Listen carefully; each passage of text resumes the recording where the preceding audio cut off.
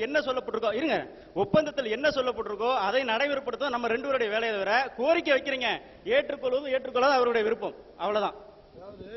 கோரிக்கை அல்லது இது நியாதி. நான் சொன்னது என்ன, நியாயம்.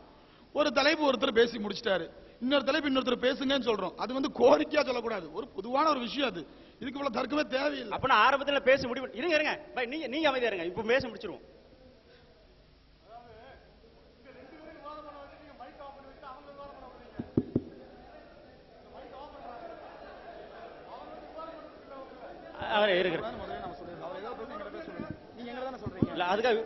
இவங்க எந்திரிக்க கூடாது, நம்ம பேசுகிறோம். இவங்க சார்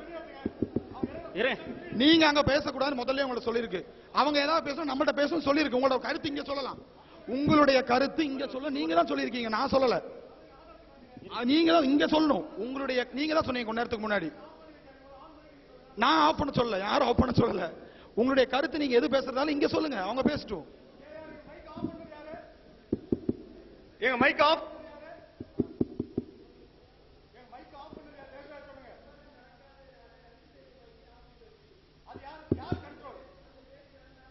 இல்ல அது உங்களுக்கு அதிகாரம் இல்ல.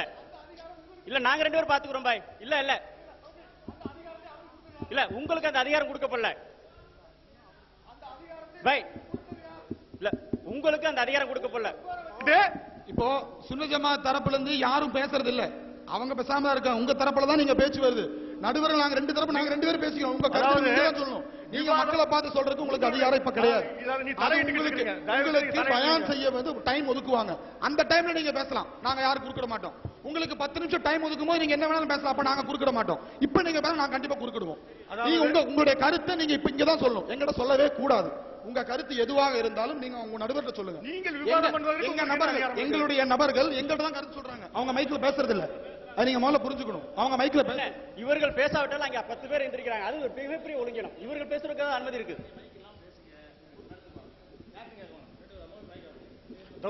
அதாவது முதல்ல மைக்கை கண்ட்ரோல் பண்றதுக்கு அவங்களுக்கு அதிகாரம் கிடையாது. இப்போ சொல்ல மைக்ல நீங்க பேசக்கூடாது, நீங்க தனியா சொல்லுங்க. அதிகாரம் கிடையாது, ஆஃப் பண்ணிட்டு தனியா சொல்லுங்க. ரெண்டு பேரும் சமமாக உள்ளது. நீங்க அதாவது உங்களுக்கு இப்ப மைக்ல பேசுறதுக்கு அதிகாரம் கிடையாது. உங்களுக்கும் அதிகாரம் கிடையாது பேச. எனக்கு இப்ப அதிகாரம் இருக்கு. இப்ப நடுவர் பேசுறது கண்காணிப்பாளருக்கு தான் இப்ப இருக்கு. உங்க கண்காணிப்பாளருக்கு எனக்கு தான் இருக்கு கிடையாதுங்க. பேசும்போது பயான் பேசும்போது உங்களுக்கு இல்ல இருங்க ஒரு நிமிஷம், கொஞ்சம் ஒரு நிமிஷம். இருவரும் இருக்கிறோம் பை. இங்க பாருங்க, இல்ல இது சரியா பாருங்க, நம்மளுக்கு பேசிக்கலாம். ஒரு நிமிஷம் இங்க பாருங்க, இந்த தடவை எந்திரிக்கல, நீங்க நியாயம் பேசணும். இங்க வந்து கரெக்டா இருக்காங்க.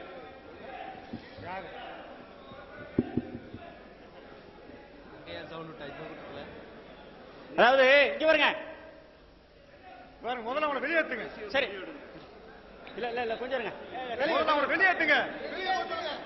இல்ல பாய்.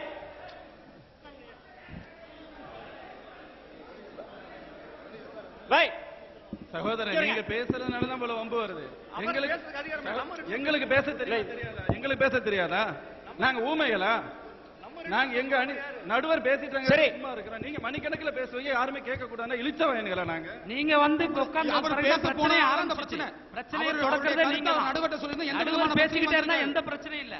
அவருடைய கருத்தை அவர் பேச வேண்டாம் நாங்க சொல்லல. ஏன் இவ்வளவு பேர் எந்திரிக்கிறீங்க? ஏன் கடைசி உட்காருங்க. 4 மணி நேரம் நடக்கிறது 4 நாள் ஆக்கி விடுவீங்க. உட்காருங்க. உங்களுக்கு எந்த அதிகாரம் கிடையாது. பேசுவதற்கு இவர்கள் இருக்கிறாங்க, அமைதியா இருக்கிறாங்க, பேசுறதுக்கு இருக்கிறாங்க, நாங்க ரெண்டு பேரும் கண்காணிக்கிறோம். உங்களுக்கு எந்த அதிகாரம் கிடையாது. உணர்வை கூட நீங்க வெளிக்காட்ட கூடாது. நீங்க 10 பேர் சேர்ந்து மிரட்டுற மாதிரி கத்துனீங்கன்னா அப்புறம் என்ன?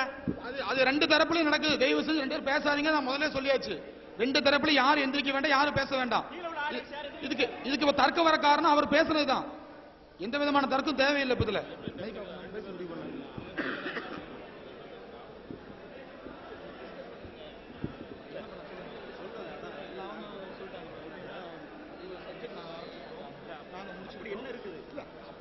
ரெண்டுமே அது இல்ல, ரெண்டுமே அது இல்ல.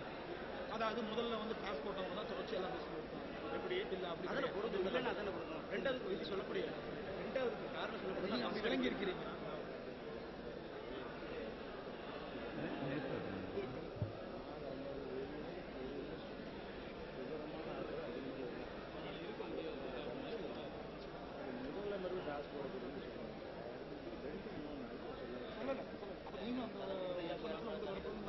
மெயின் கண்காணிப்பாளர் மட்டும் ஒரு ஆள் நிக்கட்டும், மத்தவங்கள உட்கார்ந்துருங்க. எந்திரிச்சால கை தூக்குனால சத்தமிட்டால எல்லாம் சலசலப்பு வருது. இந்த பக்கம் நிக்கிறவங்க உட்கார்ந்துருங்க, கண்காணிப்பாளர் ஒருத்தர தவிர. அடுத்து இன்னொரு விட்டு கொடுக்கல். இப்ப நம்மளுடைய ஒரு பொதுவான ஒரு கருத்து எப்படின்னு கேட்டீங்கன்னா, இப்ப இப்படியே தர்க்கம் பண்ணி இதுக்கு ஒரு அரை மணி நேரம் டைம் வேஸ்ட் பண்ண வேண்டிய தேவையில்லை.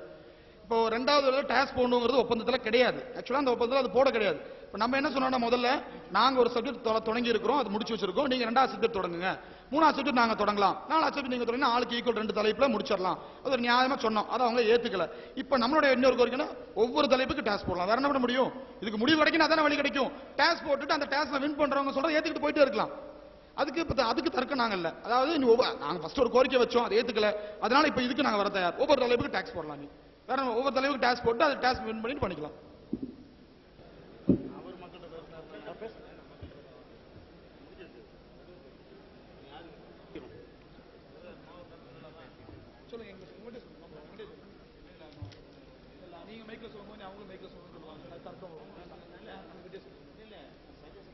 அன்புள்ள சகோதரர்களே, நாம அனுமதி பெற்று தான் பேசுறேன்.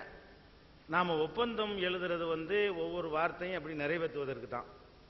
அந்த அடிப்படையெல்லாம் 10 மணிக்கு 10 நிமிஷத்துக்கு முன்னாடி போட்டணும்னு சொன்னோம். அது ஒரு பிரச்சனையானதுனால ஒரு விவாதம் நடக்கணும் என்பதற்காக ஒப்பந்தத்தை மீறி தான் நம்ம விட்டு